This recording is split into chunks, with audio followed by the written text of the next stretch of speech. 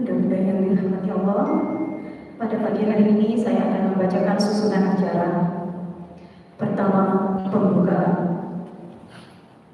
Kedua, pembacaan ayat suci Al-Quran, Quran Surat Al-Baqarah ayat 40-46 oleh Bunda Ayah dan Bunda Eni. Ketiga, atas sambutan sekaligus pembukaan majelis taklim muslimah oleh Ibu Nani Suri.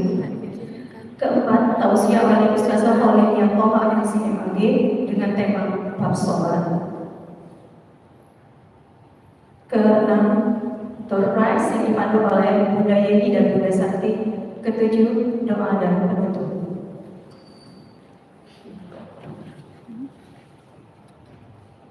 Bunda-bunda yang dirahmati Allah, marilah acara pada pagi hari ini kita buka dengan bacaan basmalah. Bismillahirrahmanirrahim. Acara selanjutnya yaitu pembacaan ayat suci Al-Quran oleh Bunda Eni dan saling tilawah oleh Bunda Ayah, Quran Surat Al-Baqarah ayat 40-46. Untuk Bunda, kami persilahkan. Hasilnya pura.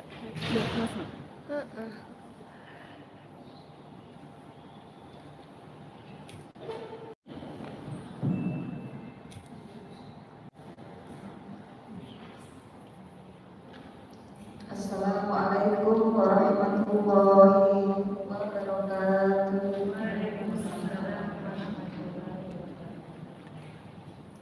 A'udzu billahi minasyaitonir rajim. Bismillahirrahmanirrahim. Ya bani Israil azkuru ni'mati allati an'amtu 'alaikum wa awfu bi'ahdikum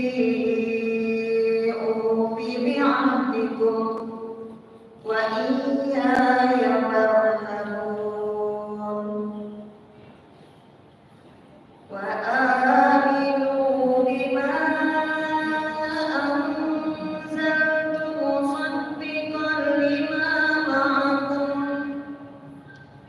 musaddiqan lima ma'akum wa la takunu awwala kafirin bih wa la tashtaru bi ayati samanan qalilan wa iyaya fattaqun.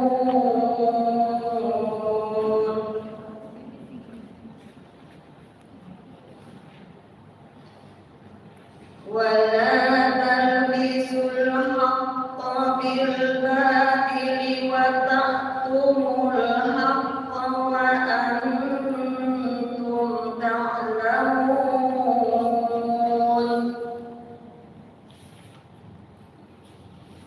Wa aqimus sholata wa atuz zakata warka'u ma'ar raki'in.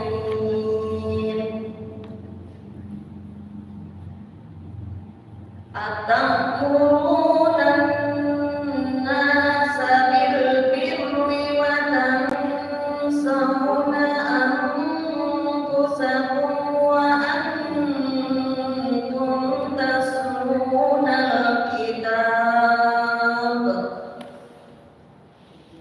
Afala ta'qilun.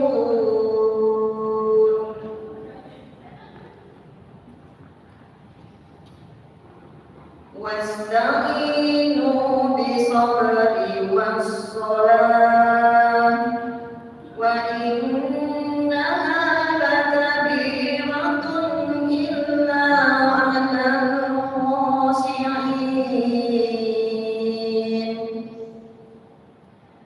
alladzina yazunnuna annahum mulaqu rabbihim wa annahum ilayhi raji'un.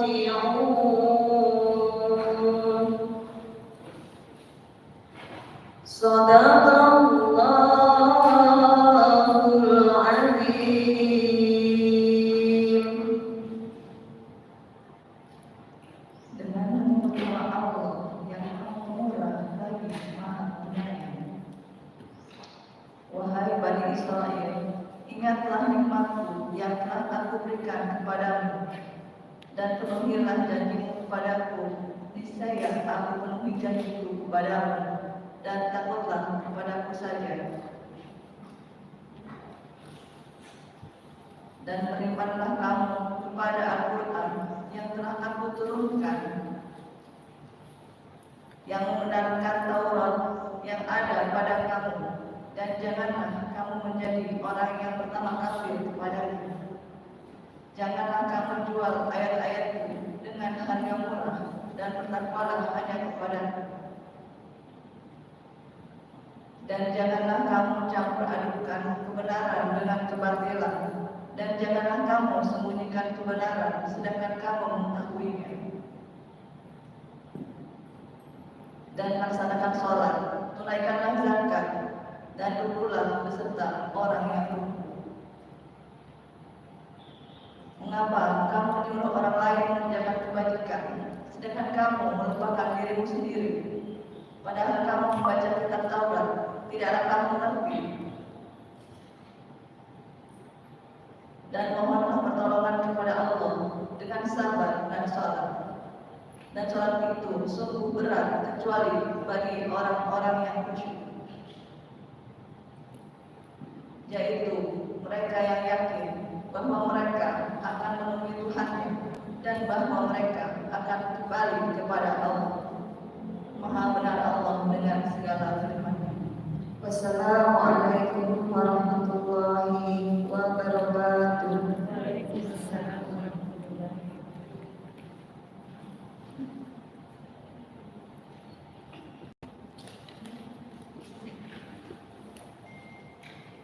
Terima kasih udah tidak ya. Maha benar Allah dengan segala firman-Nya. Semoga yang membaca dan mendengarkan ayat suci Al-Quran yang begitu syahdu dan merdu mendapatkan pahala dari Allah Subhanahu wa Ta'ala. Amin amin ya rabbal alamin.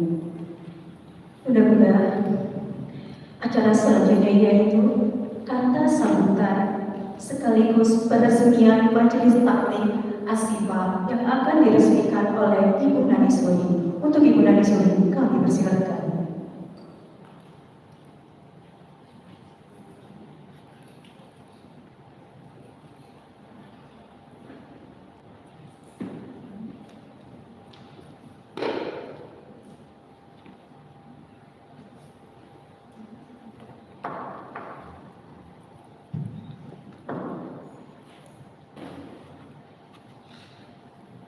Bismillahirrahmanirrahim. Assalamualaikum warahmatullahi wabarakatuh.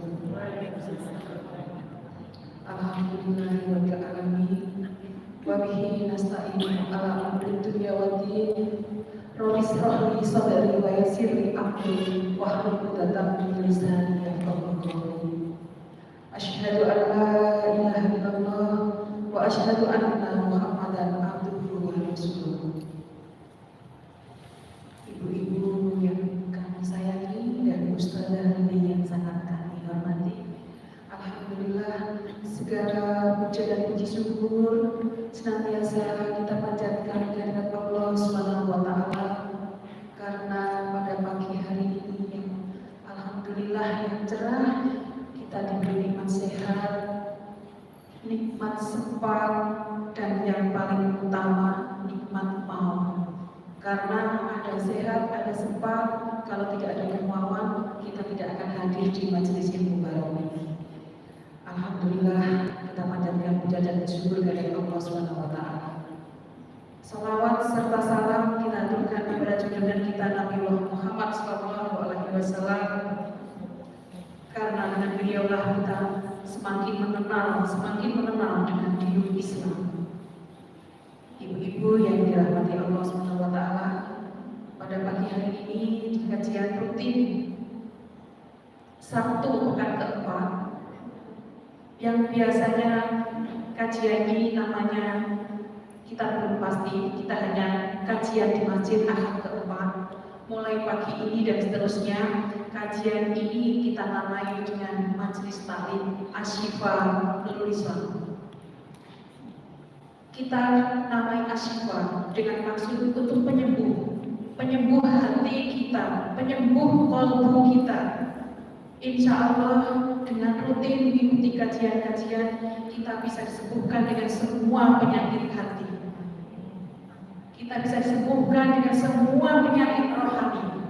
Karena di luar sana mungkin ada yang hari Sabtu minggunya lagi jalan-jalan atau gimana, alhamdulillah kita bisa hadir di sini, isi kalbu kita, isi rohani kita dengan kajian yang insya Allah nanti akan disampaikan oleh Ustazah Lili. Ibu-ibu yang dirahmati Allah, alhamdulillah saya di sini selalu menyampaikan program-program yang sudah berjalan di Masjid Nurul Islam, seperti rumah tahfidz yang atas bantuan panjenengan sekarang sudah mulai beroperasi, sekarang sudah mulai diisi anak-anak yang kelak akan memberi mahkota orang tuanya ke surga. Alhamdulillah dari lumbung pangan ATM beras sudah merambah ke anak-anak yatim.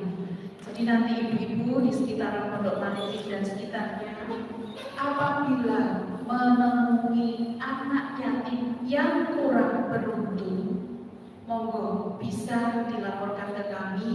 Nanti insya Allah akan kami dampingi, akan kami, bukan kami ramat full ya, bukan, akan kami dampingi, akan kami beri bantuan semampu kita yang dari lumbung, yang dari ketakmiran.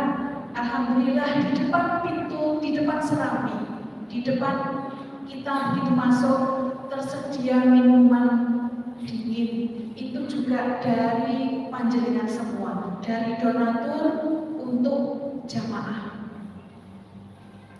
Kita sudah menggalang dana untuk pembelian itu.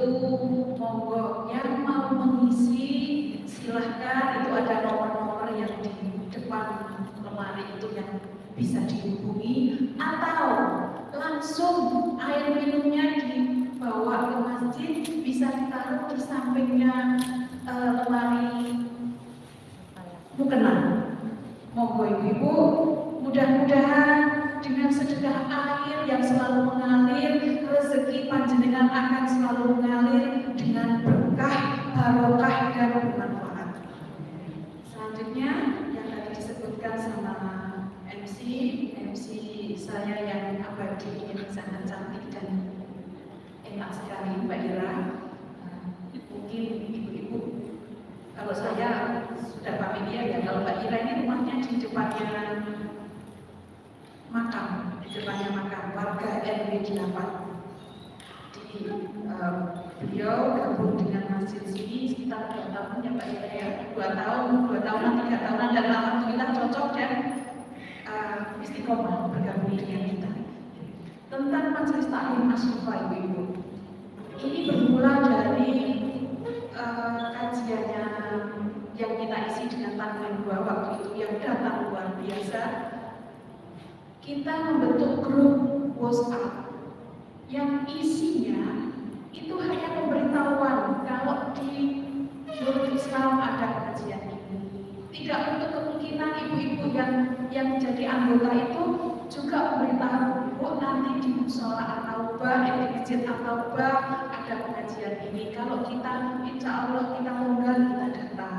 Bu, di Muhajirin ada pengajian ini, kita datang.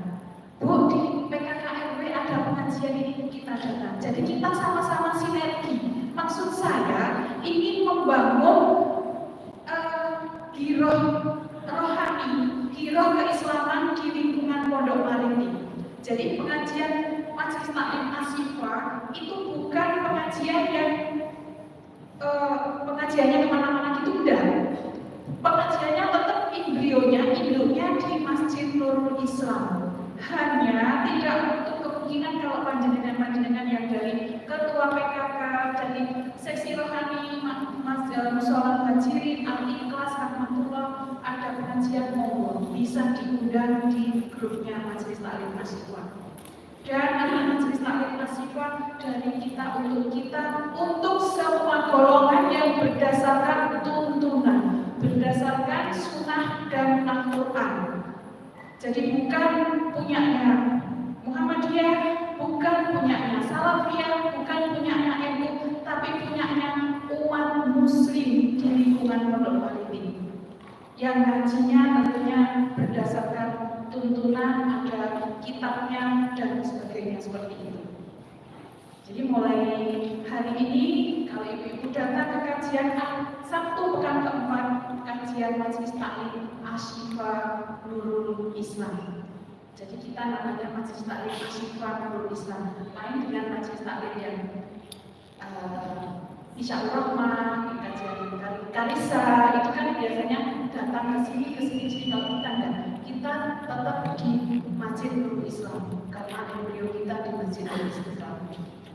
Akan kami sampaikan susunan pengurusnya karena suatu kegiatan, kegiatan yang mengumpulkan banyak orang kalau tidak ada panitia tidak mungkin akan bisa terlaksana. Ini makanya saya bikin susunan pengurus yang intinya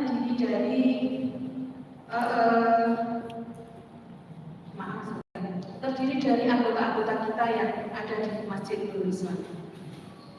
Bismillahirrahmanirrahim. Pada hari ini Sabtu tanggal 26 November 2022 akan kami umumkan susunan Majelis Taklim Asyifa Nurul Islam.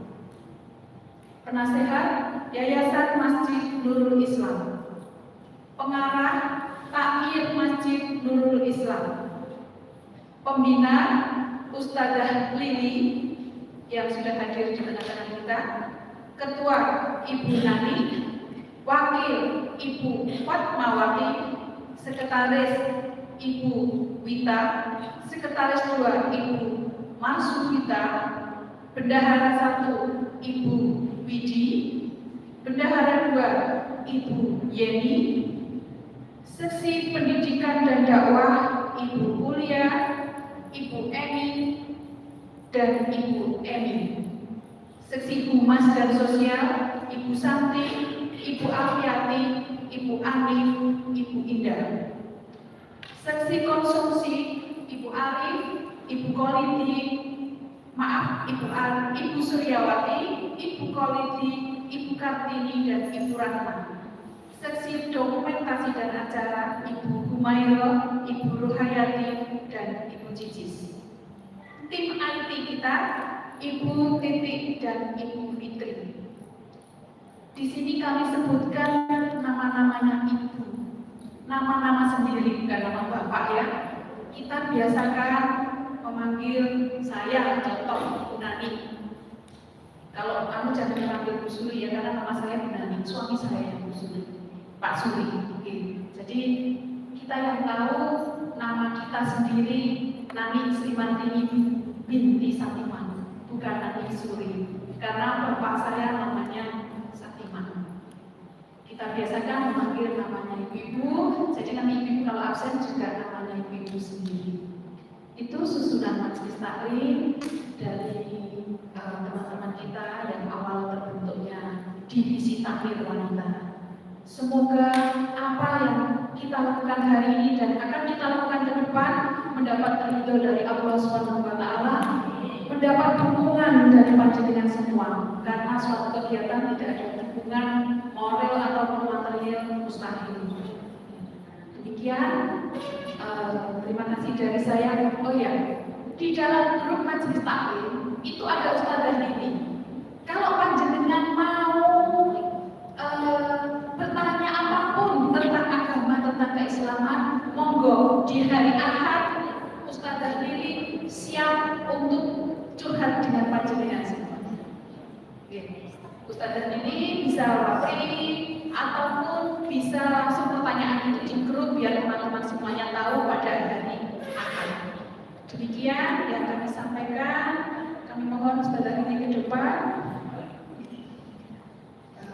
Terima kasih sebelumnya. Wabillahi taufiq wal hidayah. Wassalamualaikum warahmatullahi wabarakatuh.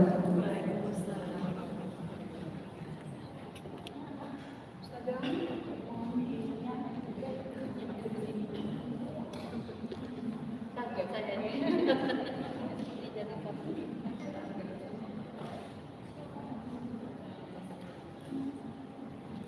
Terima kasih untuk Ibu Nani. Alhamdulillahirrabbilalamin telah diresmikan Majelis Taklim Asyifa Nurul Islam pada tanggal 26 November 2022 jam 9.15 menit yang lalu. Jadi mulai detik ini saya akan mengatakan bahwa Majelis Taklim kita ini adalah Majelis Taklim Asyifa Masjid Nurul Islam. Tepuk tangannya mana? Sepakat saya. Mohon doa dan restunya untuk mudah-mudahan semua agar dapat mensupport seluruh kegiatan dari Majelis Taklim Asyifa ini. Tanpa doa dan dukungan mudah-mudahan semua Majelis Taklim ini tidak akan bisa berkembang dan menjadi maju. Baiklah, mudah-mudahan kita masuki pada acara inti, yaitu tausiah oleh Ustazah Khadijah Toha LCMAG dengan tema baru, yaitu bab sholat. Untuk Ustazah kami persilahkan.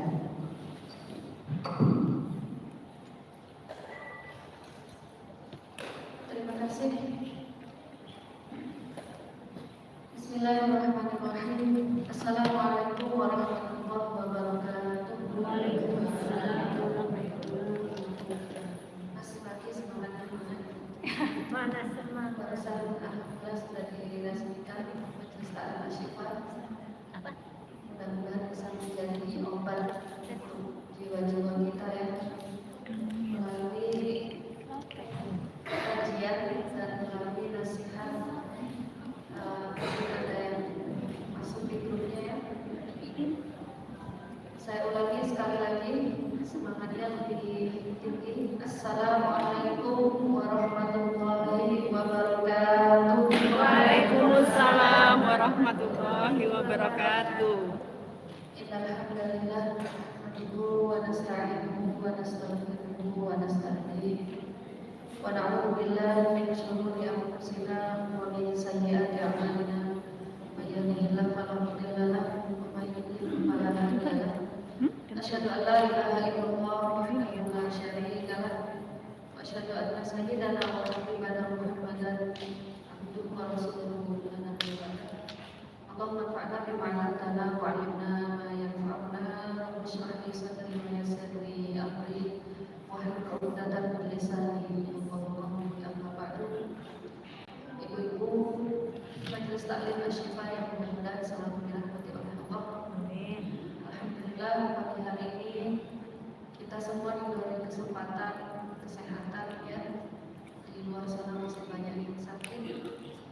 Di luar sana juga masih banyak yang menantikan keajaiban dari Allah ya.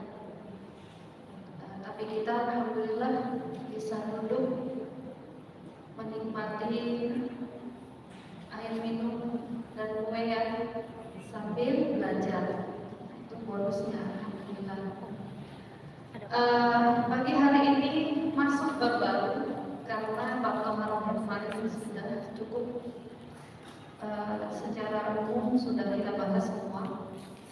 Maka di bulan ini yang insya Allah kita nanti jumpa lagi bulan Januari, sudah masuk tahun baru 2023 insya Allah. Di bulan ini masuk bab sholat, dan saya tidak tahu nanti jadi berapa kali pembahasan, berapa kali pertemuan bab sholat ini, karena bab sholat merupakan bab terpanjang di antara bab yang lainnya. Kalau kemarin kita belajar toharah itu 1 tahun ya Bu ya, hampir 1 tahun ya, karena pertemuannya hanya 2 bulan.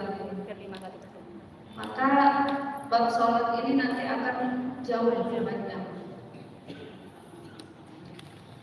Dan ini menunjukkan bahwasanya ya sesuai dengan bagaimana kedudukan sholat di dalam agama kita. Sholat itu merupakan hal yang penting, hal yang Rasul Amri. Rasul Amri itu ya pusatnya perkara atau perkara yang sangat utama, perkara yang sangat penting. Apa itu sholat? Sholat ala manhaji Rasulullah. Karena kalau kita belajar kita membahasnya secara umum atau karena di Indonesia ini mazhab Syafi'iyah, maka kita bahas yang secara umum, kebanyakan masyarakat mengambilnya. Namun nanti jika ada kesempatan akan saya sampaikan juga perbedaan mazhab yang lainnya juga ya, seperti Toharul Marif. Selanjutnya, apa itu sholat? Tak kenal maka tak tahu ya. Kita sehari minimal 5 kali melakukan sholat ya, yang wajib. Tapi kita tidak tahu arti sholat itu sendiri apa. Itu kan jadinya kurang menikmati ya.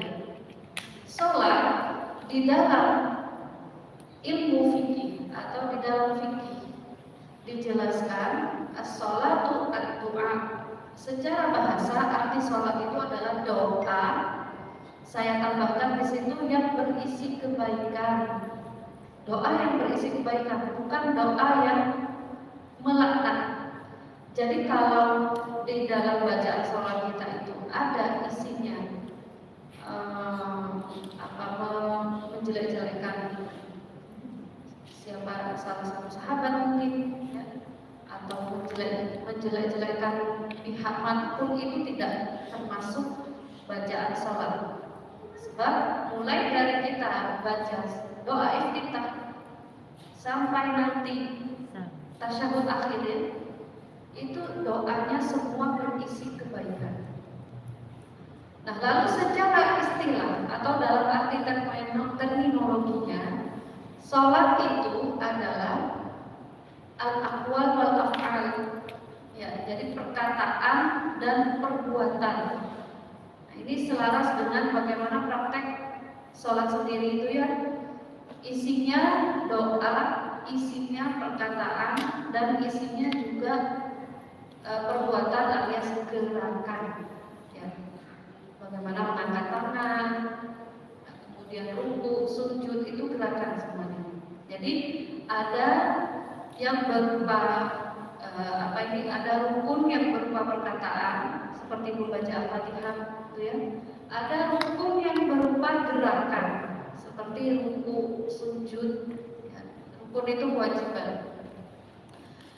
Tapi perkataan dan perbuatannya itu ya secara normal, bukan berarti kalau ada orang senam lalu kemudian mengikuti gerakan sholat dalam gerakan senamnya, kok kemudian dia menyatakan kan enak kita sehat dapat pahala gitu. Nggak bisa. Yang namanya sholat ya harus dilakukan secara normal, bagaimana rukun dan syaratnya. Bukan berarti ujuk-ujuk kalau kita senang mengikuti gerakan sholat itu nanti juga dapat pahala seperti pahala kita sholat. Tidak bisa. Nah, di sini juga dijelaskan diawali dengan takbir. Jadi sholat itu kapan kita harus melakukan sesuatu, baik itu sesuatunya berupa perkataan maupun gerakan. Ketika kita sudah masuk takbir, haram melakukan sesuatu, kecuali hal-hal yang berkaitan dengan sholat. Nah, kan dalam sholat kita dilarang berbicara, dilarang makan, dilarang minum, dilarang tola-tole gitu ya, harus khusyuk. Sehingga gerakan takbiratul ihram itu merupakan awal diharapkannya segala sesuatu.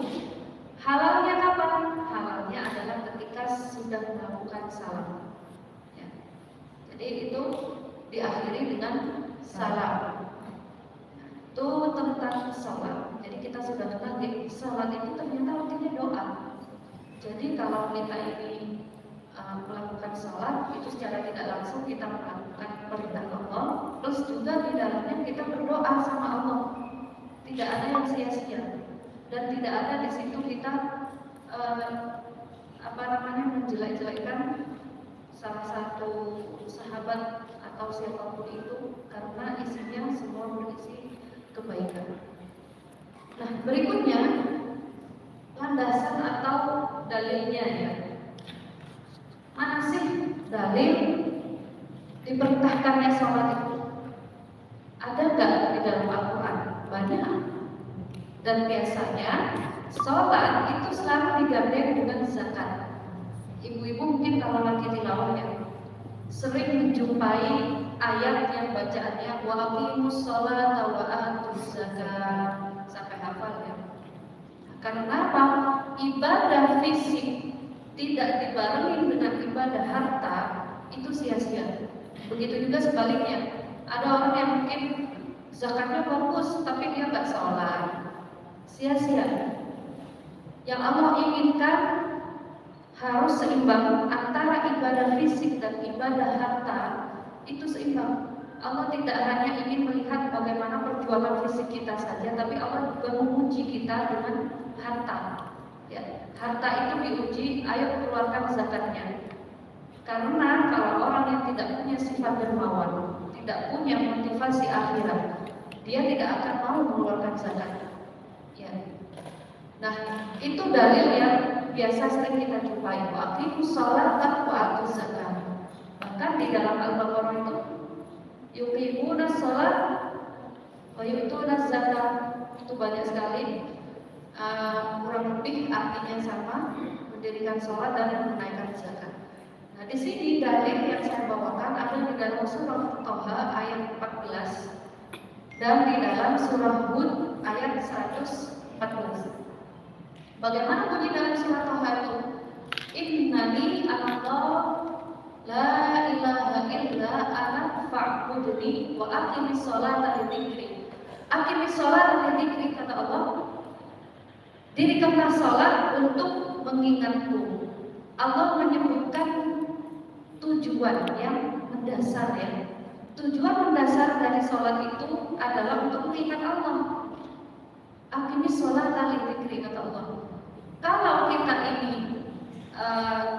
malas sholat, berarti kita tidak mau mengingat Allah.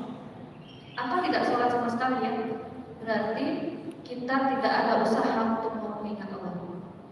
Nah, sebaliknya kalau kita ini melakukan ibadah sholat, berarti kita ini mau mengingat Allah. Mengingat Allah itu bukan hanya dengan cara berzikir, tasbih, subhanallah, atau tahlil la ilaha illallah dan lain sebagainya, tapi sholat itu punya tujuan untuk mengingat Allah. Lalu selanjutnya di dalam surat Hud Allah memberikan penjelasan tentang waktu sholat.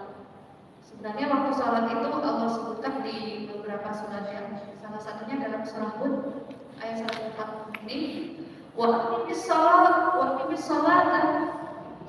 ada yang baca sholat ya.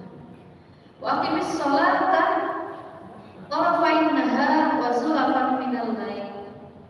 Dan dirikanlah sholat pada kedua tepi siang. Kedua tepi siang itu kapan aja? Kapan siang itu?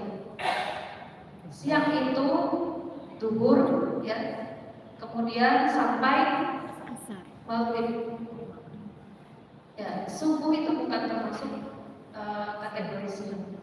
Jadi zulafan minal lail itu permulaan malam. Permulaan malam itu kapan? Waktu isya. Jadi kalau maghrib bukan disebut malam, maghrib itu masih petang alias sore. Ya. Permulaan malam di dalam hidup sehari-hari itu ya, itu justru masuknya waktu isya itu start malam. Pertengahan malam itu sekitar jam 11 jam 12.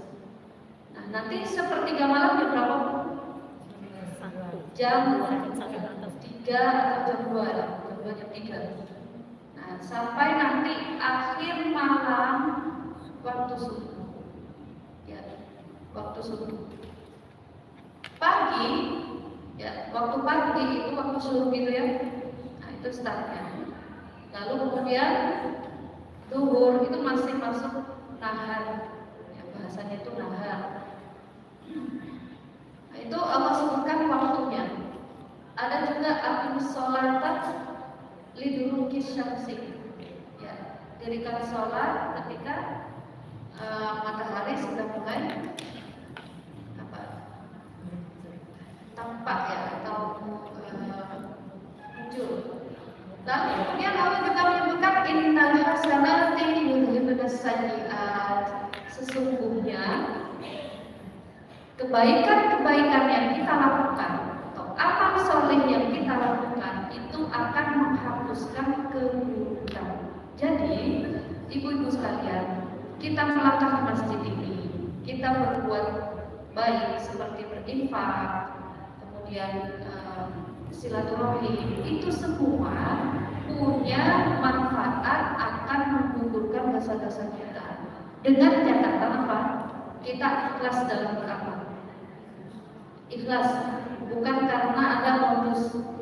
Ya, tadinya mungkin kesini gabut gitu ya, atau ngapain ya weekend begini, masuk masjid.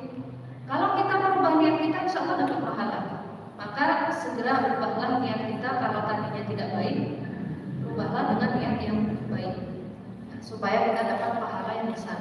Karena apa? Segala amal kebaikan yang kita lakukan sejatinya untuk menghapuskan atau menggugurkan dosa-dosa kita, minimal dosa-dosa kecil.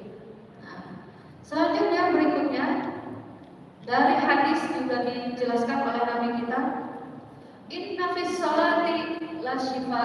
Sesungguhnya dalam amal ibadah sholat itu terdapat kesembuhan. Gimana? Kalau kita berpikir, emangnya bisa ya Ustazah, dengan sholat kanker kita sembuh, dengan sholat diabetes kita sembuh? Maksud dari inna fis sholati la syifa ini, ketika kita melakukan ibadah sholat itu punya manfaat menyembuhkan luka-luka kita, penyakit-penyakit kita, terutama penyakit hati. Ya, saya tidak berbicara penyakit fisik. Kalaupun ada orang yang berhasil sembuh dengan terapi sholat, nah itu bonus dari Allah. Tapi yang paling penting adalah tujuan utama kita melakukan sholat itu untuk menyucikan hati, untuk menyembuhkan penyakit-penyakit di dalam jiwa kita yang takabur, ya, yang mungkin malas. Itu justru dengan sholat kita diterapi. Ayo sholat. Bahkan di dalam sholat itu perintahnya merata. Tidak ada itu aturan khusus untuk presiden. Mungkin sholatnya presiden itu ada aturan khusus, tidak ada. Semua sama di mata Allah, di hadapan Allah semuanya sama. Ya. Sehingga kalau kita menyadari bahwasanya kita sebagai makhluk itu sama ya, aturan sholatnya pun sama, maka kita tidak boleh ada yang namanya penyakit tinggi hati. Kita diterapi melalui sholat ini, bacaan-bacaan, gerakan-gerakan. Makanya gerakannya yang serius Bu, jangan lembek. Ya. Yang apa namanya? Yang tegas begitu ya. Jangan main-main. Ya, nanti di dalam sholat pikirannya kemana-mana. Sholat tapi pikiran kemana-mana. Itu sholatnya kurang sempurna. Bukan berarti nggak sah sholatnya, tidak. Tapi sholatnya kurang sempurna. Lalu Nabi juga menjelaskan shollu kama ra'aitumuni usolli. Nabi itu bukan hanya memberikan dakwah, ayo sholat, tapi juga mencontohkan langsung. Kalau mau sholat, lihatlah saya. Kata Nabi ya, sholatlah kalian sebagaimana saya sholat. Maka dari sinilah diambil hukum gerakan sholat perempuan itu sama dengan gerakan sholat laki-laki, karena semuanya sesuai dengan contohnya Nabi. Tidak ada Nabi mengatakan yang muslimah silahkan lihat istri saya sholat seperti apa, bukan seperti itu. Semuanya bersumber kepada Nabi, contoh gerakannya seperti apa, lalu bacaannya juga yang sudah diriwayatkan dalam hadis-hadis beliau. Shollu kama ra'aitumuni usolli. Lalu berikutnya ada yang tidak saya tampilkan. Coba di next lagi. Oh, tidak ada. kembali lagi ke tadi, kedudukan sholat atau manfaat atau keutamaan sholat yang tidak saya tampilkan, boleh dicatat ibu-ibu. Keutamaan sholat ini penting untuk dipahami supaya kita semakin mencintai sholat, semakin melaksanakan ibadah sholat itu lebih meresapi ya. Sama dengan kemarin kita kalau tidak paham apa itu wudu, apa itu manfaat wudu, apa sih fungsi wudu itu, mengapa Allah memerintahkan wudu, ya. Maka kita tidak akan begitu peduli, terutama juga toharoh ya, toharoh secara umum. Kenapa Allah itu mencintai orang-orang yang suka bertoharoh? Ternyata segudang manfaatnya. Lalu sholat pun juga, apa keutamaan sholat? Mengapa Allah menjadikan sholat ini sebagai tiang agama, sebagai rukun dalam agama Islam? Apa itu manfaatnya? Yang pertama, sholat merupakan tiang Islam. Kalau kita bicara tiang, apa fungsi dari tiang itu? Menyangga supaya tegak ya.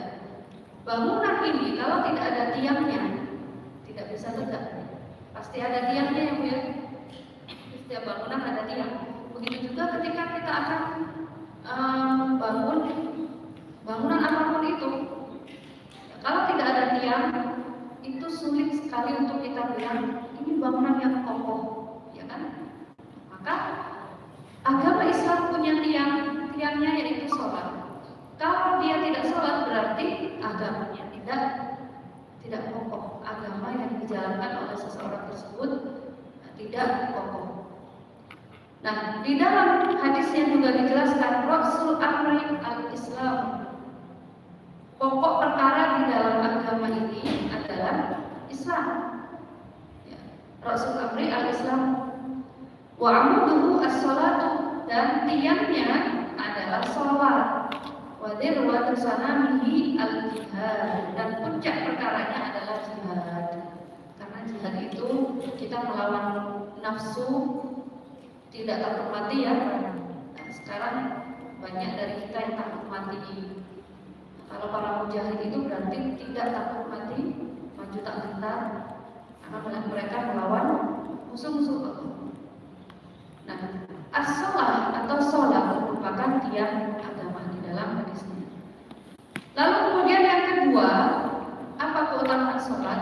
Sholat merupakan amal yang akan dihisab pertama kali. Jadi ibu-ibu, besok di akhirat yang akan dihisab pertama kali dari kita adalah sholat, yang akan dicek oleh Allah, yang akan ditanya bagaimana sholat kita. Nanti amal-amal yang lainnya akan ngikut, begitu ya. Karena yang utama pokoknya adalah yang ditanyakan oleh Allah itu, yang dihisab pertama adalah bagaimana sholat. Ya.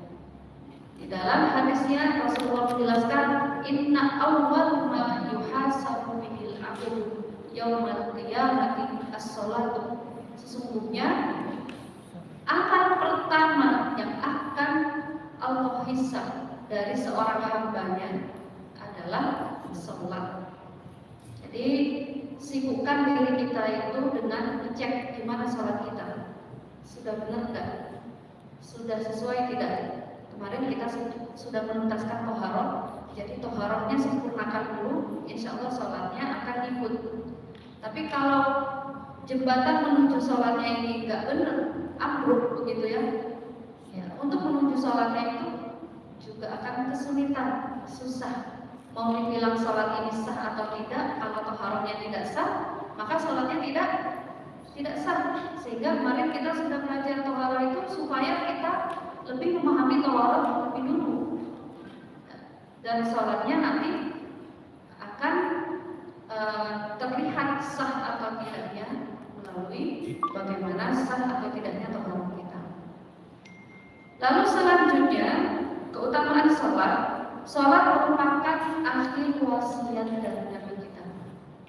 Jadi sebelum atau detik-detik Rasulullah wafat, itu Rasulullah sempat ya menyebutkan as-shalah, as-shalah, ya, sholat, jagalah sholat, kemudian dirikanlah sholat. Artinya sholat itu penting, jangan sibukkan dengan yang lain-lainnya. Ayo sholat dulu, perbaiki. Sebelum balik, usahakan ilmu tentang sholat itu sudah khatam, begitu ya. Menjaga sholat itu begitu. Peran kita sebagai orang tua, ibu-ibu, di hadisnya bagaimana tentang sholat itu? Muru awladakum bis-sholati wa hum abna'u sab'a. Perintahlah, ya, ajarkanlah atau suruhlah anak kalian itu sholat ketika mereka usia 7 tahun. 7 tahun ini sudah mulai diajarkan. Nah, nanti kalau sudah usia 10 tahun, kata Nabi, wadribuhum, dan pukullah mereka kalau tidak mau. Ketika diperintahkan sholat tidak mau. Nah, ini yang banyak dilupakan. Prosesnya itu dari sebelum usia 7 harusnya. Proses pengenalan, ngajaknya. Nah, usia 7 itu sudah mulai diajarkan jangan sampai bolong-bolong.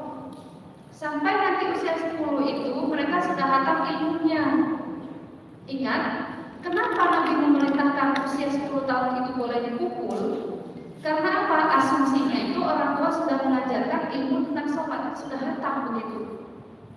Nah, yang repot itu kalau orang tuanya belum mengajarkan ilmu tentang sholat, ya, tapi anaknya sudah dipukul, dimarahi.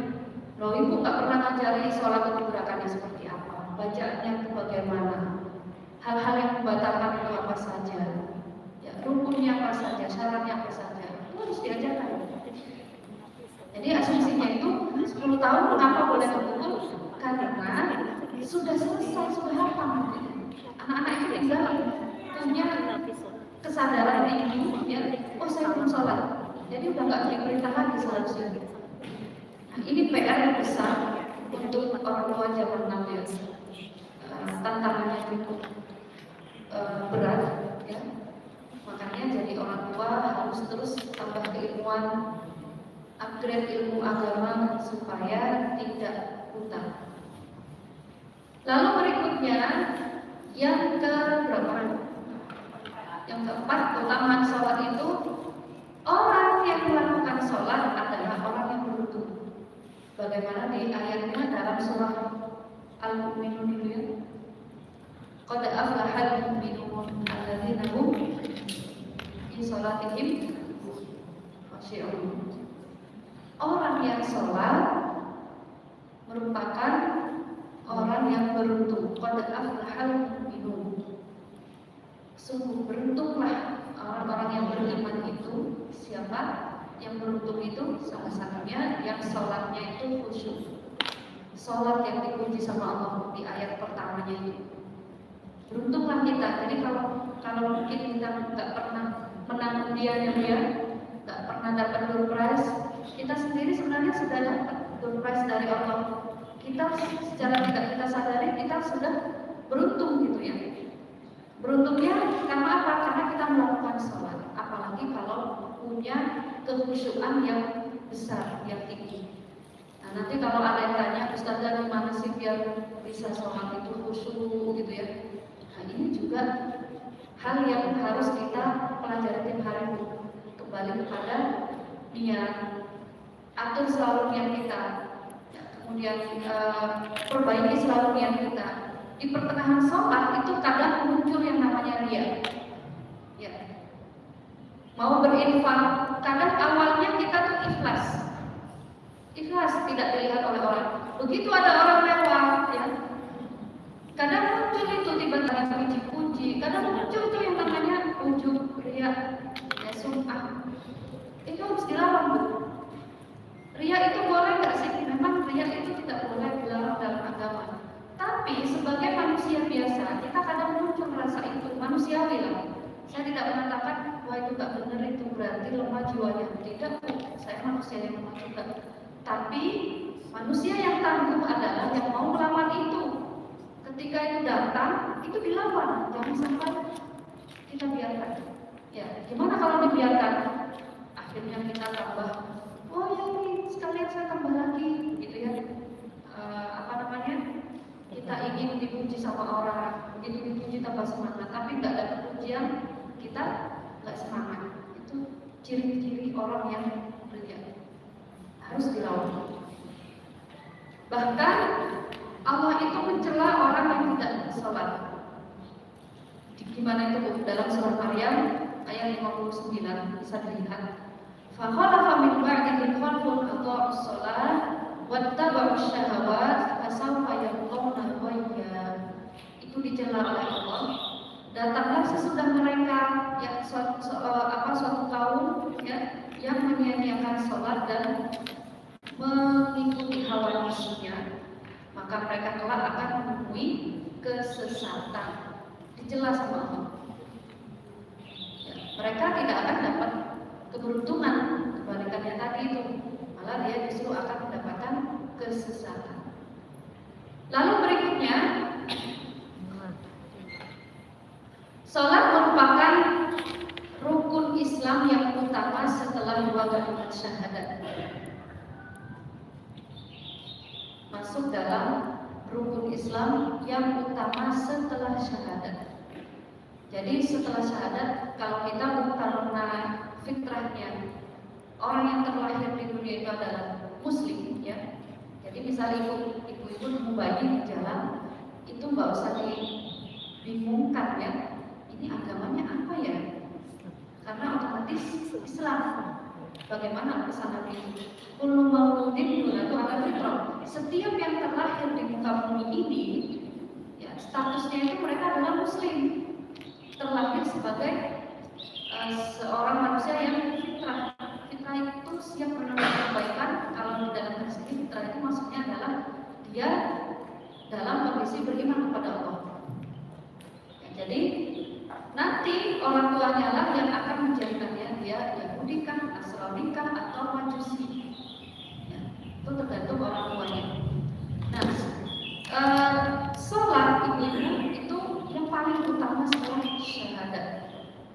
Jadi jangan sampai kita menaruh zakat di yang nomor 2. Yang nomor 2 itu justru adalah sholat. Atau menaruh puasa, puasanya bagus gitu ya. Tapi giliran sholat males-malesan, nggak bisa. Sholat menempati yang kedua setelah syahadat.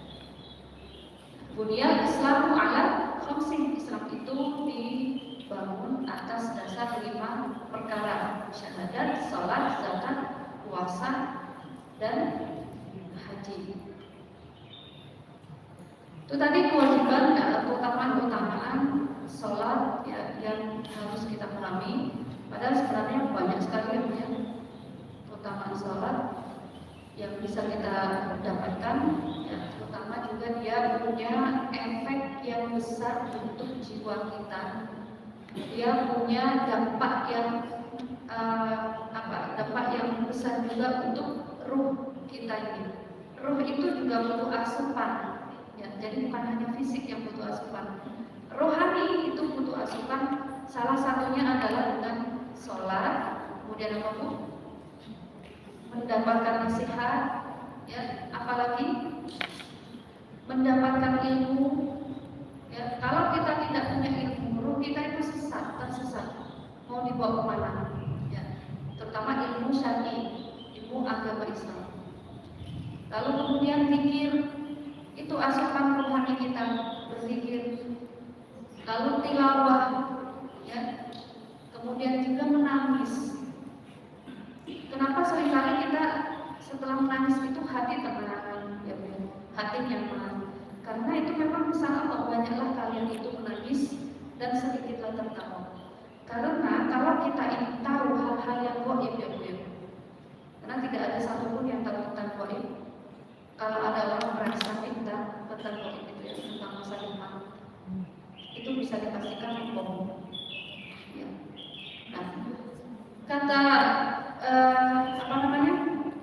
bahkan kata Nabi, kalau saja saya menguasai hal-hal yang gaib, maka saya akan menjadi orang yang paling kaya di dunia ini. Artinya para nabi aja, sekelas nabi dan rasul itu tidak tahu tentang gaib. Bahkan beliau tidak tahu kapan kiamat datang. Ya kan? Coba nabi itu tahu kapan kiamat datang. Para sahabat pasti ingin tahu begitu ya. Jadi sekali lagi hal-hal gaib itu tidak ada yang tahu kecuali Allah. Bahkan daun yang jatuh pun tidak ada yang tahu, hanya Allah yang tahu. Kemudian selanjutnya waktu-waktu sholat. Tidak saya tampilkan juga. Waktu sholat. Kapan sih kita melaksanakan sholat zuhur? Ya pas adzan gitu ya. Nunggu adzan itu gampangannya ya Bu ya. Atau pakai jam. Zuhur jam berapa sekarang? 11 lebih ya? Ya, nggak nyampe jam 12. Kalau kita pakai patokan jam, itu pasti berbeda-beda. Tiap hari itu kadang beda 1 menit, beda berapa detik gitu ya. Nah, kalau pakai patokan adzan itu udah pasti. Kecuali ada orang iseng adzan duluan. Ya. Kalau pakai patokan adzan itu udah pasti. Karena muadzin itu kan nunggu kapan sudah datang jamnya dia baru adzan.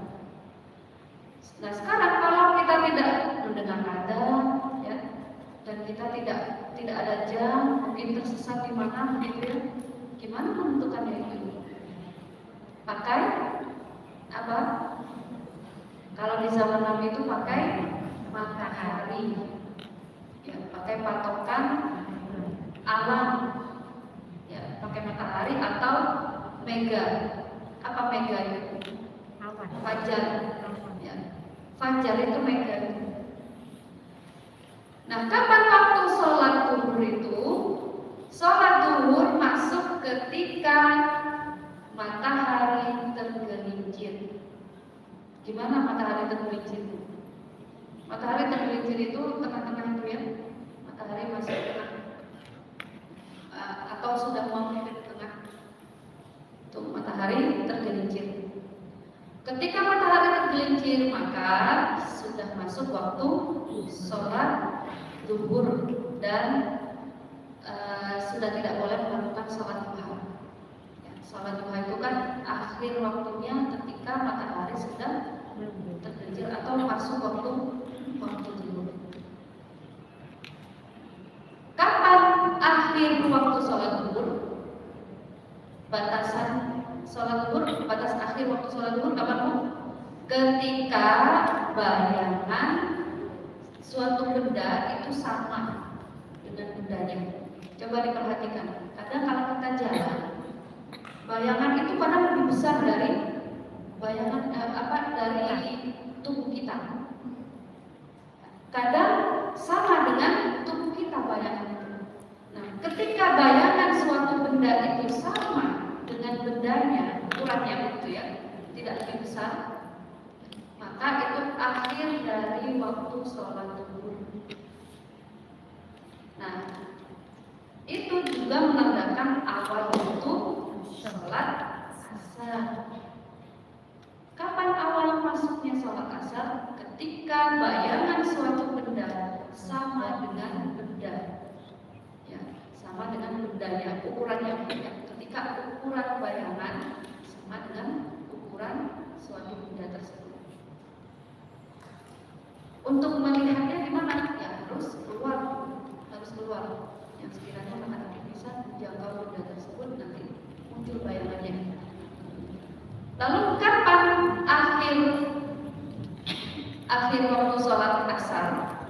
Akhir waktu sholat asar itu adalah ketika matahari terbenam atau tenggelam, ya, atau munculnya mega merah. Jadi mega merah itu bukan malam tapi masih petang alias sore. Akhir waktu sholat asar munculnya mega merah atau matahari sudah tenggelam, dan itu masuk awal maghrib. Awal maghrib itu ketika muncul mega merah. waktu sore ada mega merah, ya. Dan jangan ditunggu maghrib itu nunggu langit gelap, jangan. Ada orang tidak sholat maghrib karena langitnya belum gelap, padahal itu keliru. Sholat maghrib itu tidak harus menunggu langit gelap. Sebab apa? Maghrib itu bukan dikatakan malam, tapi petang, sore. Ya, jadi kadangkala langit memang masih cerah, ya masih cerah, tapi mega merah sudah muncul. Nah, itu masuk awal maghrib. Nah, ini yang paling penting. Maghrib itu adalah waktu sholat yang paling singkat. Maka jangan diundur-undur, jangan ditunda-tunda. Begitu masuk waktu maghrib, segeralah sholat. Ya, jangan disibukkan dengan pekerjaan rumah. Batasan maghrib itu, ya, atau ukuran waktu sholat maghrib itu sekitar maksimal itu 90 menit ya Bu ya. Maksimal 90 menit, tidak sampai 2 jam. Mega merah kalau sudah hilang itu maghrib selesai. Hati-hati, mega merah ketika sudah tidak ada lagi di langit itu, maka sudah masuk waktu isya. Batasan akhir maghrib ketika mega merah sudah hilang. Awal waktu isya adalah saat mega merah itu hilang. Batasannya sampai kapan Bu? Akhir sholat isya sampai subuh. Sholat paling panjang itu adalah isya. Jadi sampai subuh, sampai fajar shadiq muncul. Fajar di waktu subuh itu ada 2. Ada fajar shadiq, ada fajar kadhib. Kadhib itu artinya apa? Kadhibun, kadzab, bohong ya. Kadhib itu bohong. Kalau shadiq itu jujur. Nah, jadi fajar aja ada yang bohong, ada yang jujur Bu. Nah, masuk waktu subuh itu yang jujur. Nah, namanya juga bohong ya. Kalau bohong belum masuk waktunya. Nah, intinya sholat isya itu batasan akhirnya adalah ketika fajar shadiq muncul. Kapan awal masuk subuh? Ketika fajar shadiq itu muncul. Ya. Masuknya waktu subuh saat fajar shadiq muncul. Fajar shadiq dan fajar kadhib, untuk membedakannya, fajar kadhib itu lebih awal munculnya untuk mengelabui kita. Datangnya dari setan itu kalau di dalam hadisnya ya. Fajar ini tipis seperti benang, ya. Fajar di waktu subuh itu tipis seperti benang. Jadi kadang kita sulit untuk melihatnya karena saking tipisnya seperti benang. Tapi nampak loh, apalagi kalau kita ada di gedung tinggi mungkin ya, bisa melihat langit secara langsung. Intinya fajar itu dijelaskan dalam Al-Quran, al-khair al-abyad, benang yang putih. Allah memakai istilah benang karena saking tipisnya. Fajar kadhib itu yang horizontal. Horizontal itu yang gimana? Yang ini atau yang ini? Kan ada vertikal ada horizontal. Nah, intinya fajar kadhib itu fajar yang membentang dari utara ke selatan. Gini, ya, dari utara ke selatan. Dia disebut kadhib karena waktu munculnya itu hanya sebentar, sekitar 10 menitan, habis itu hilang. Saat fajar kadhib itu muncul, kita boleh sahur, ya, kita boleh sahur. Tapi kalau sudah fajar shadiq yang muncul, sahurnya sudah stop, nggak boleh lagi makan-makan dan minum bagi yang berpuasa. Ya.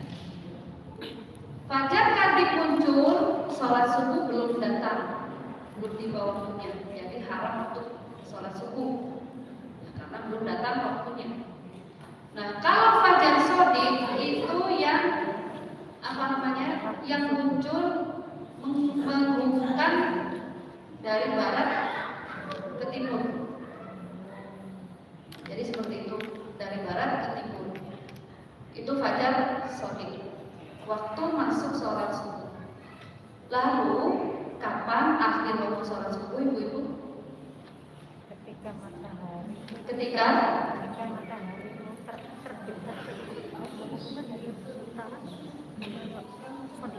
ketika matahari terbit. Jadi bukan ketika fajar itu hilang. Ketika matahari terbit itu sudah masuk akhir. Ada negara itu yang sholatnya langit sudah mulai cerah itu ya. Kalau di Indonesia kan ambil awal waktu yang sekarang juga lagi rame ya. Saya beberapa mengisi di beberapa kajian itu banyak yang bertanya tentang waktu sholat subuh ini. Gimana Ustaz, katanya Indonesia ini terlalu rajin sholat subuhnya? Apa masih gelap dia udah sholat orang Indonesia itu? Padahal ketika fajar shadiq itu muncul ya sudah masuk awal waktu subuh. Ada memang mazhab yang mengambil waktu istiror. Istiror itu kekuningan, bukan kuning tapi kekuningan. Ketika langit mulai agak menguning, dia baru melakukan sholat subuh. Itu mazhabnya Hanafi. Ya, rata-rata di Turki itu pakai Hanafi.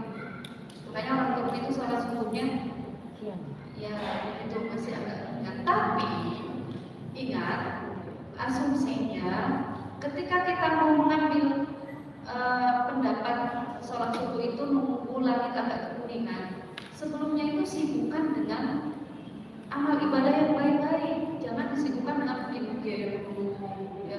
Nunggu langit agak kuning, game dulu deh atau tidur dulu deh, jangan. Sebaiknya disibukkan dengan apa? Zikir atau tilawah atau mungkin dengan hal-hal yang lebih bermanfaat. Ya, isi kajian dulu sebelum subuh, kajian sebelum subuh, kajian sebelum melakukan sholat subuh. Baru nanti kalau sudah mulai menguning, itu sholat jamaah dimulai. Terus ada yang berpendapat seperti itu, Hanafi. Sedangkan yang lainnya, ya, afdhalus sholat fi awal waqtiha. Sholat yang afdhal yang utama itu di awal waktu. Gitu ya. Terutama perempuan kan kita tidak tahu. Kadang tiba-tiba keluar darah haid. Kalau kita nunda-nunda, kita punya hutang sholat itu. Kita punya hutang sholat yang kita tinggalkan sebelum kita mendapati darah haid muncul itu. Kalau kita belum melakukan sholat itu, maka wajib dikodok nanti kita sudah suci. Begitu deh, sambut. Saya kira sampai di sini dulu. Mukadimah atau pengantar tentang sholat. Monggo sebelum saya tutup, mungkin ada yang mau ditanyakan.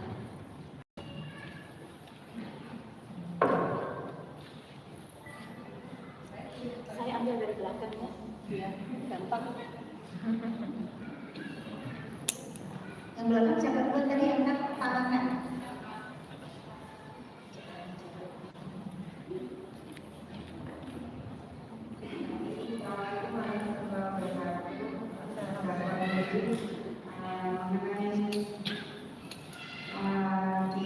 Visi untuk sholat yang secara metodenya berisikan kebaikan. Yang ingin saya tanyakan, bagaimana dengan dalam sholat yang masih pernah melakukan doa kunut itu? Oke, kenapa dengan doa kunut? Doa kunut itu kan istilahnya isinya kan kayak itu ya saudara, mendoakan orang yang sudah melakukan kezaliman seperti itu. Kunut nazilah itu maksudnya. Oke. Beda itu Bu. Kunut nazilah kan memang kunut yang dibaca ketika kita mendapati banyak sekali musibah-musibah. Maka isinya gimana sekiranya kita ini ingin meminta kepada Allah ya untuk melawan atau menghancurkan hal-hal yang mendatangkan musibah itu. Itu kan sama dengan peperangan kaum muslimin yang diserang. Ya. Kita mendoakan musuh Allah, mendoakan keburukan, mendoakan kehancuran kepada mereka, itu boleh. Ya, itu boleh. Karena apa? Masa mereka nyerang kita nggak boleh menyerang mereka. Apalagi melalui kata-kata loh ya, bukan melalui fisik. Makanya ada syariat qunut nazilah. Qunut nazilah itu memang begitu isinya. Ya Allah, hancurkan mereka. Ya Allah, kemudian itu balaslah mereka dengan yang lebih dahsyat gitu ya. Jadi itu beda di luar redaksi sholat sehari-hari yang kita baca. Qunut nazilah memang isinya untuk meminta pertolongan kepada Allah agar musuh-musuh Islam itu dihancurkan. Kurang lebih seperti itu ya. Jadi kalau isinya mungkin ya Allah berilah balasan kepada mereka dan lain sebagainya, maka itu di luar bacaan-bacaan sholat. Sholat seperti itu. Yang dari depan tadi siapa angkat-angkat? Kita depan ke belakang depan dulu ya Bu ya. Assalamualaikum Ustazah. Saya mau bertanya, jujur saya pernah ada situasi seperti ini. Kita tidur atau ketiduran, misalnya tidur siang Ustazah, pernah. Lalu belum sholat zuhur, sudah masuk zuhur akhir. Jadi waktu itu buru-buru bangun langsung sholat. Ketika sholat sudah belum selesai, mau selesai itu adzan asar. Itu apakah sholat zuhur diterima atau batal atau bagaimana ya sebaiknya? Karena benar-benar ketiduran, situasi itu terjadi bagaimana ya Ustaz? Terima kasih Ustazah, maaf Ustaz. Ya, kalau memang tidurnya yang 12 itu bukan bukan dia sengaja, karena ada begini kondisinya, sudah dengar adzan tapi dia tidur dulu lah. Nah, kemudian bablas, ini kena hukum lalai. Karena apa? Sudah tahu tadi adzan. Nah, ini nggak benar ya dia, karena sering gitu ya saya. Sudah ada zuhur ya, bisa mau tidur. Kayak adzan zuhur itu alarm buat tidur siang gitu ya. Ini nanti kena hukum lalai. Lalu status sholatnya ya sah, status sholat tetap sah. Yang penting rukun dan syaratnya itu dia lakukan. Tapi kalau ditanya diterima atau tidaknya itu urusan Allah. Makbul atau tidaknya itu urusan Allah. Kalau hukum Islam berbicara sah atau tidak, gitu ya. Masalah diterima atau tidak diterima itu tergantung bagaimana keputusan Allah nanti. Gitu ya. Intinya, kalau dia sholat masih butuh 3 rakaat, mungkin ternyata pas 1 rakaat terakhir sudah ada asar, ya itu sudah masuk zuhur. Sudah dikatakan dia melakukan sholat zuhur. Ya. Karena ketika sudah takbir itu udah sholat. Jadi dianggap sudah sholat zuhur. Cuman masalahnya dia itu dianggap lalai. Karena apa? Menunda-nundanya tidak bisa diterima oleh syariat. Menunda yang bisa diterima itu yang bagaimana? Misalnya kesakitan, ya, mendapatkan sakit, ya, atau mendapatkan kesulitan. Itu kan? Jadi kalau sudah ada ibu-ibu, bantalnya taruh dulu, kita lawan, masuk kamar mandi, ya, toharoh atau berwudulah. Lalu sholat, baru setelah itu silahkan mau ngapain bebas. Kan begini, kalau secara akad sama-sama sholat, ya. Kalau kita sholatnya mepet-mepet, itu pahalanya beda loh dengan sholat yang di awal. Gitu kan? Ibunya kerudung merah begini.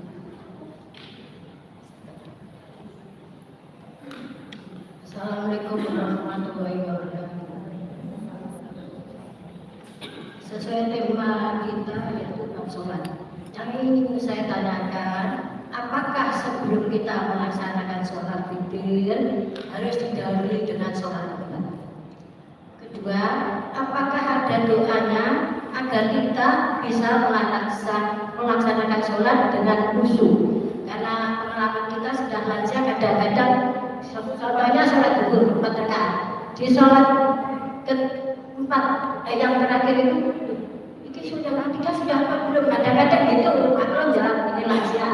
Yang ketiga, bagaimana mengganti sholat yang batal kita laksanakan di waktu kita sakit. Contohnya aja batuk. Nah kalau batuknya sampai 3 minggu, batuknya kekel, baru untuk batal lagi. Baru, nah itu bagaimana? Baru tampil apa? Tidak saya gini karena saya mengalami batuk yang tidak kantang kan. Batuk itu aku yang ya jadi bagaimana? Rester atau salam ada 3 pertanyaan. Yang pertama, apakah sholat witir itu harus didahului dengan sholat robat? Tidak harus. Jadi sholat witir itu sholat yang nantinya menutup dan sholatnya ganjil.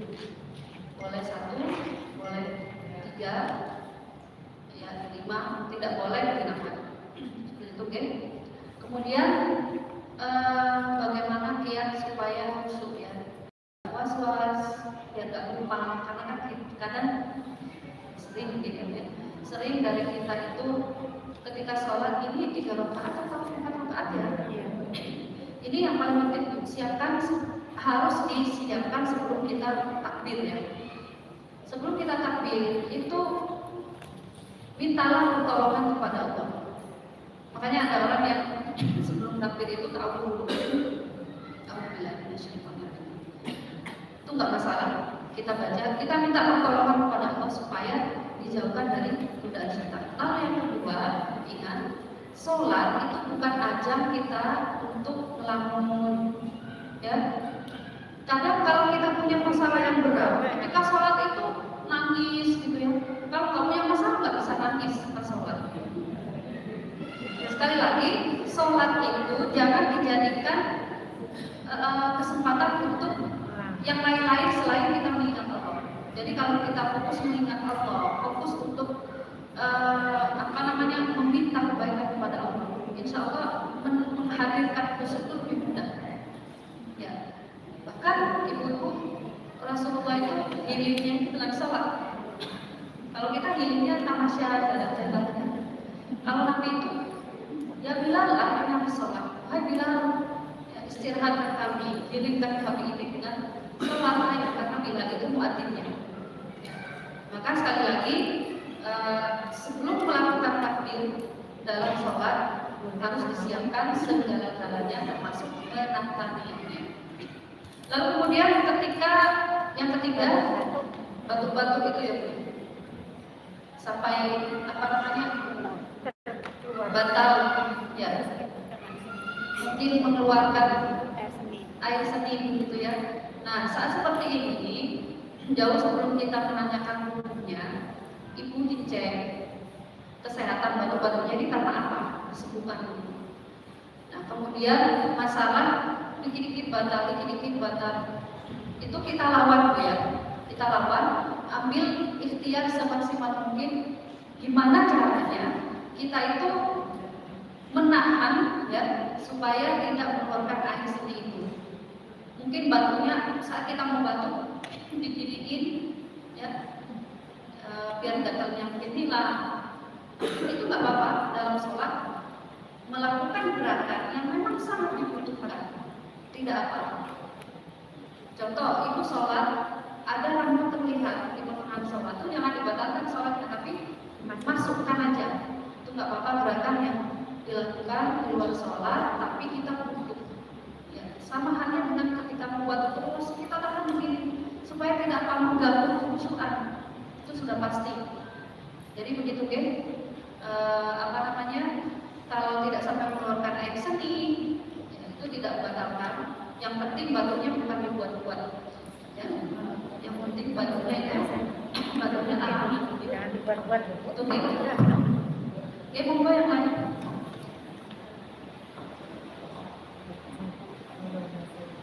Ustazah, insya Allah ya, kita ibadah itu dilihatin tidak iya. Kalau saya itu gini ya, kenapa kok kalau sholat itu kalau berjamaah, apalagi di mana saya kan musola. Kok rasanya lebih khusyuk, lebih enak, lebih semuanya. Padahal kan kita pernah ada baca di literatur kalau sholat perempuan lebih baik di rumah, di belakang, seperti itu. Sedangkan saya kalau sholat di rumah, itu kok saya merasakan tidak seperti kalau sholat jamaah. Itu apa ya? Nah sekarang ini karena ada kucing-kucing itu saya susah sekali kalau berjamaah. Apalagi berjamaah sholat di rumah pun dipunggungi, di dan lain-lain. Padahal niatnya saya pengen sholat benar sholat khusyuk banget. Itu apa yang menyebabkan kita di jamaah, di masjid, di musola kok lebih ikhlas, lebih khusyuk. Padahal yang diniati di awal tidak lihat dari pandang Allah. Oke, ibu-ibu sekalian, kalau kita bahas tentang sholat berjamaah bagi perempuan, memang di kitab-kitab fikih perempuan itu sholatnya lebih baik di rumahnya. Bahkan di rumahnya itu lebih baik di sudut kamarnya begitu. Jadi di dalam rumah itu perempuan lebih baik di sudut kamarnya begitu. Nah, hadis ini sangat relate di zaman Nabi ya, karena memang di zaman Nabi itu yang namanya seorang muslimah keleleran itu nggak ada. Keleleran, keluyuran, sana sini. Beda dengan di negara kita sekarang gimana coba? Nah, kalau sekarang ini yang sering saya sampaikan, kalau ada dari kalangan muslimah mengatakan udah perempuan itu lebih baik sholat di rumahnya. Nah gimana Bu? Ibu keluar rumah, pergi ke mall, jalan-jalan, itu bisa kok, ya kan? Nah sekali lagi, sholat jamaah bagi perempuan itu hukumnya memang tidak wajib, ya. Akan tetapi kalau mereka mau ke masjid, jangan dicegah karena Nabi. Datang Nabi aku masjid Allah, jangan dicegah itu wanita-wanita kalian kalau mau ke masjid. Justru apa? Dampingi, ya, bareng dengan mahramnya. Jadi sekali lagi, perempuan mau sholat jamaah di masjid silahkan, dengan catatan dia tidak tabarruj, ya, dia ke masjid itu bukan untuk nongkrong juga, ya. Jadi jangan diniatkan yang yang duniawi. Niatkan saya ini mau menyembah Allah, saya mau melakukan ibadah di rumah Allah. Ini kan rumah Allah. Itu kan masjid itu adalah rumah-rumahnya Allah. Jadi jangan dicegah, silakan ke masjid. Sekarang muslimah bisa kok ke mall nongkrong, di kafe nongkrong, ferry bisa luar kota. Kenapa masjid yang di depan mata kita nggak nyampe gitu ya? Nah, malah yang villa di luar kota sana jauhnya kita bisa. Sekali lagi, bawa dalil tentang itu sangat tidak relate. Kalau kita itu masih mudah keluar, keluyuran, reunian, ketemuan, nongkrong. Sekali lagi, silakan. Kalau bisa, tidak ingin dengan mahramnya, putra kita, ya suami kita, saudara kita. Apalagi kalau aksesnya aman, ya, silakan datangi masjid-masjid terdekat. Karena masjid-masjid di Indonesia itu sok-sok perempuannya selalu kosong. Kalau pun terisi itu biasanya mbah-mbah yang isi. Ya. Atau mungkin ramenya itu pas tarawih di malam pertama, kedua, ketiga. Di atas itu sudah 9 kali. Gitu ya. Ada pun merasakan lebih khusyuk, itu ya wajar karena kita memang bersama, gitu ya. Kemudian yang namanya ukhuwah itu memang menenangkan. Yang penting ukhuwahnya itu tidak berselisih, ukhuwahnya itu bersama, ukhuwahnya damai, rukun, toleransi, itu kan. Ada merasa emang itu khusyuk, wajar karena memang kita bersama-sama. Apalagi kalau imamnya bacaannya enak gitu ya, kayaknya tambah khusyuk. Oke, disambung. Mungkin ada lagi? Oh, iya.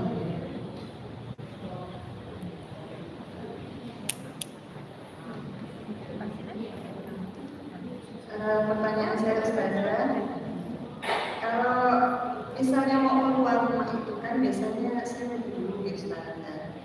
Kemudian pada waktunya sholat juga, kemudian kan mungkin mampir entah di rumah teman atau itu di masjid atau di masjid ya biasanya.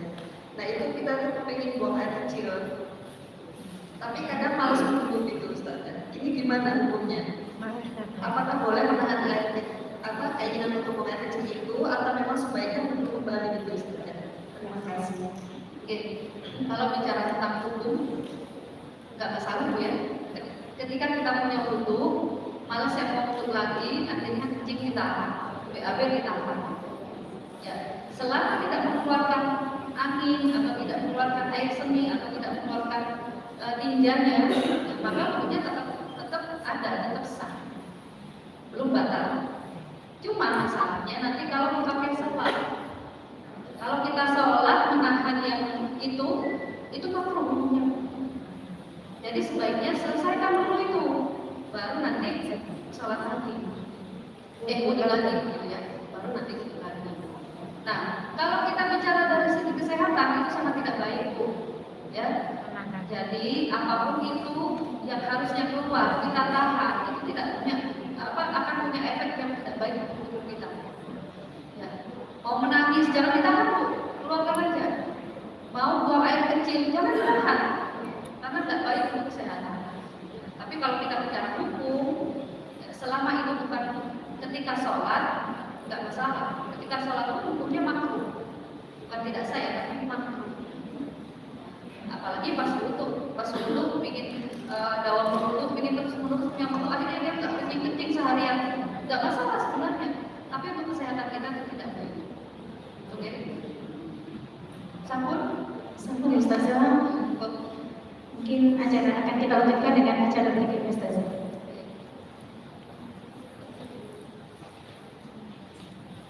Inna fi sholatis salat. Sesungguhnya dalam sholat itu terdapat doa kesembuhan. Semoga kita termasuk orang-orang yang terus istiqomah dengan sholat. Baiklah, mudah-mudahan acara selanjutnya yaitu acara doa yang akan dipandu oleh Bunda Yeni dan Bunda Santi. Untuk mudah-mudahan Anda silakan.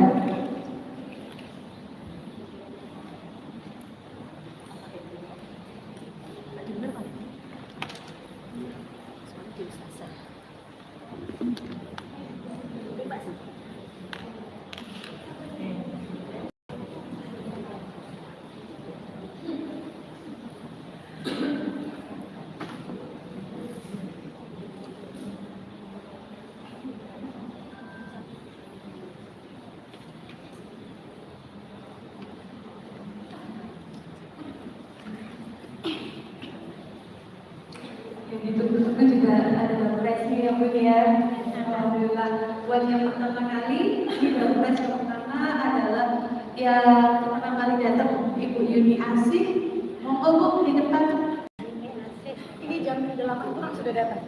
Masya Allah, semangat ya Bu ya. Semoga dengan dopresi. Ya, saya tadi yang tak boleh. Panitia tak boleh. Jangan memilih beda. Jangan pilih nomor 1 sudah dipilih Mbak Yeni.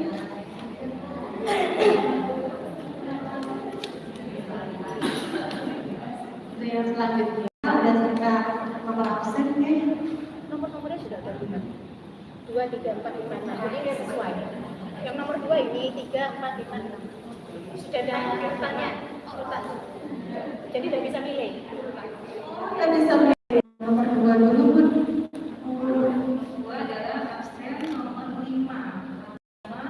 Ibu Arif. Ibu Arif maju Bu. Bu Arif kan Bu Arif kan Tony. Lumayan sih. Kasih. Jalan aja Bu.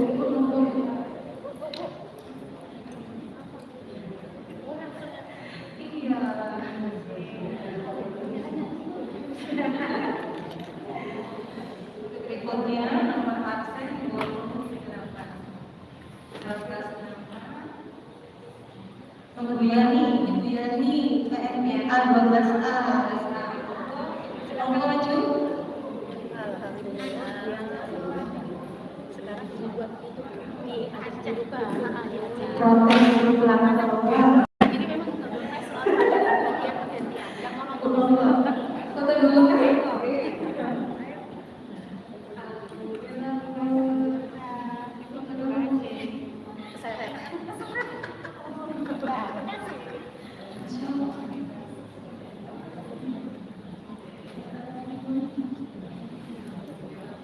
Nomor berikutnya adalah nomor 13, nomor 13, Ibu Wita. Mbak Wita.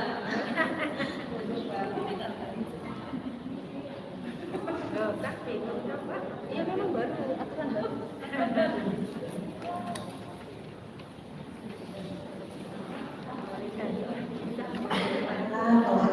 Tahu ini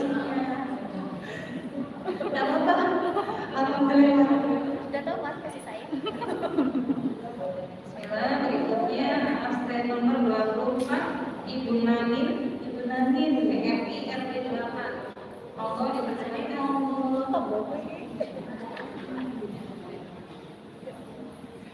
Enak kopi.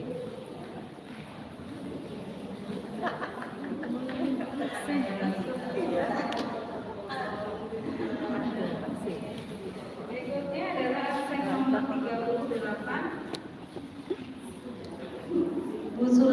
Bu Kartini. Ibu kita. Kita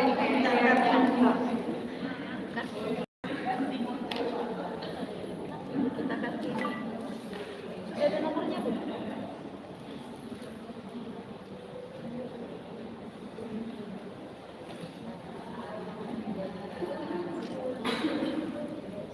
Dua lagi ya. Sampai dua lagi. Nomor selanjutnya absen nomor 8, nomor 3. Atas nama Ibu Nafa. Balas Pungkri. Kenapa kamu datang nggak mau nih ya? Biar orang lain pergi aja.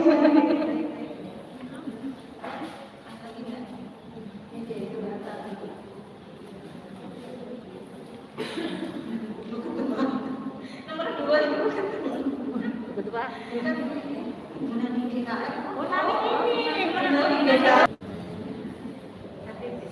sini bangun.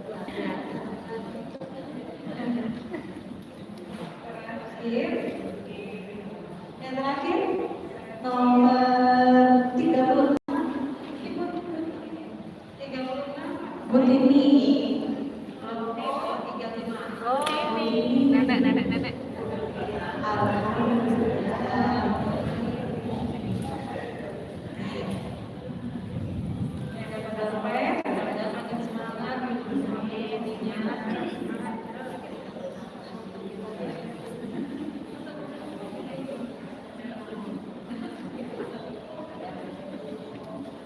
Alhamdulillah ya Bu Ibu, semoga dengan doa keras kita tambah sehat.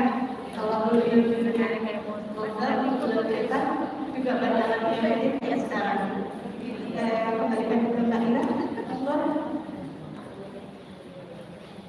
Masya Allah, tabarakallah. Terima kasih kepada para donatur yang selalu menyiapkan donasi untuk mudah-mudahan disayangkan yang telah hadir di majelis taklim Asyifa Nurul Islam.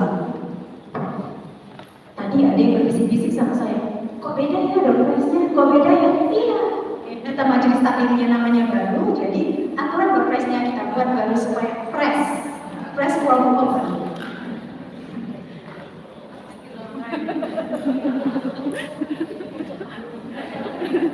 Biasanya yang tanya. Alhamdulillah Ibu, rangkaian demi rangkaian acara telah kita lewati.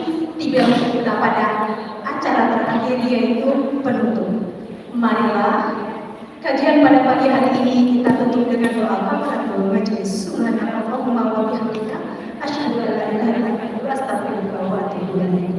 Jazakumullah khairan katsiran untuk mudah-mudahan yang telah meluangkan waktunya untuk datang ke majelis taklim Asyifa.